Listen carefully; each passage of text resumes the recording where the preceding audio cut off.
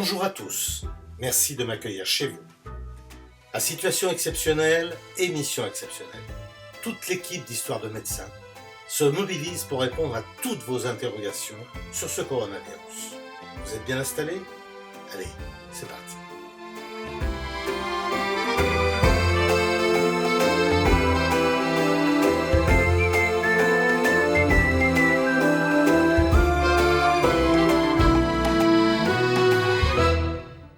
Contagiosité, charge virale, virulence, incubation. Mais que signifient tous ces mots? La contagiosité, c'est le degré de contagion du virus.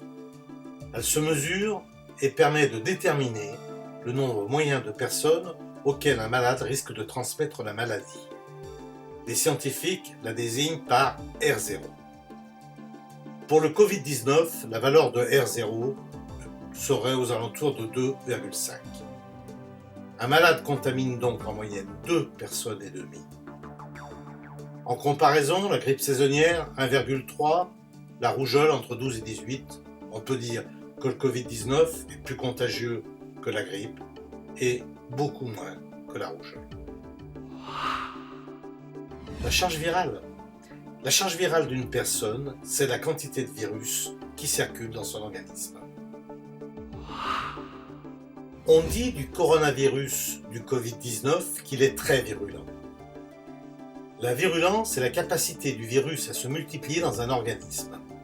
C'est le premier déterminant de la gravité d'une épidémie. Pour le Covid-19, une personne sur 5 environ pour laquelle l'infection a été confirmée développe des symptômes graves.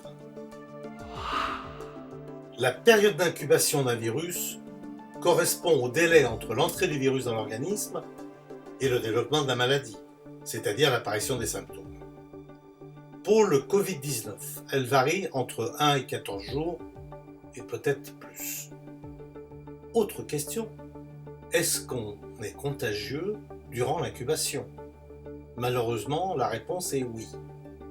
Le sujet peut être transmetteur du virus avant l'apparition des symptômes.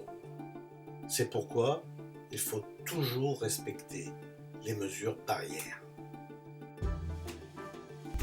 On arrive au terme de cette émission.